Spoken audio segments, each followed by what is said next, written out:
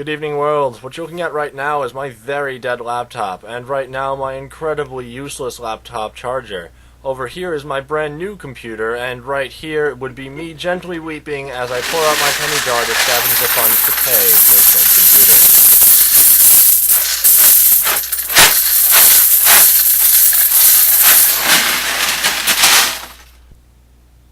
And that's why this slacker hasn't put up a new Broadcoast in a couple of weeks. It's been a long few weeks. Okay, I have to do something I've wanted to do forever.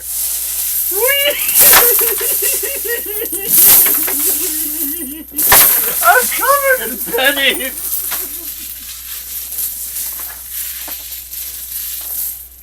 Well, it's November, and that means it's this time of the year. That's right, it's eggnog time. The ambrosia. The drink of the gods, as it were, in my opinion. I wait every year for these few months to come around when this holy beverage is available to me to consume for, 2 to 3 months.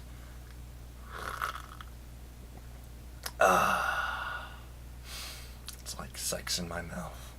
You know, I kind of wonder whether or not if eggnog was available year-round, I would like it as much as I do, but I'll never know. I can, however, pretend that the fact that I've been gone for these past few weeks, this next vlog will be so amazing that you all just weep tears of joy because I'm finally back as I weep tears of joy into my glass of eggnog.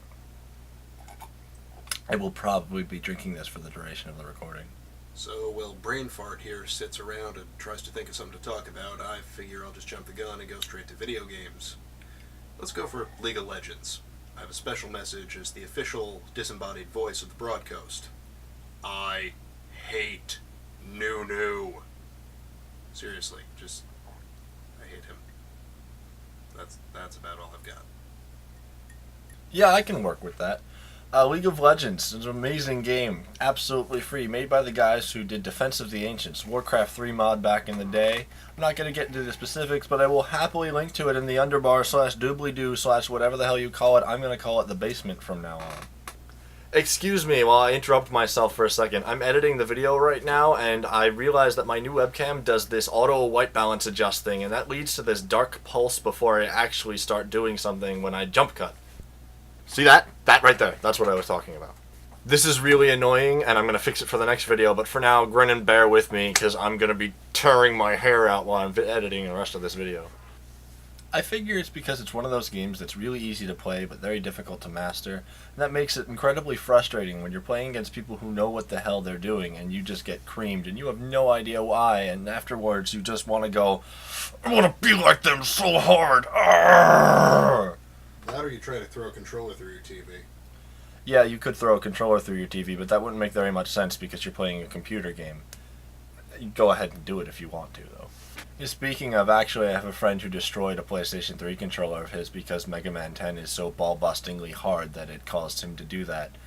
I can't really blame him, although I can rub it in his face that I beat Proto Man mode way before he did. And that we did really want to get him a Nerf controller as a joke, but we couldn't find one. Actually, we did find one. We just figured he would throw it at us if we gave it to him. He probably would, and I don't want that.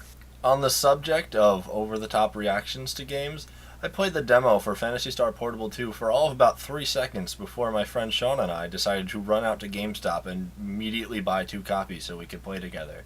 We then proceeded to play together for about 2 hours.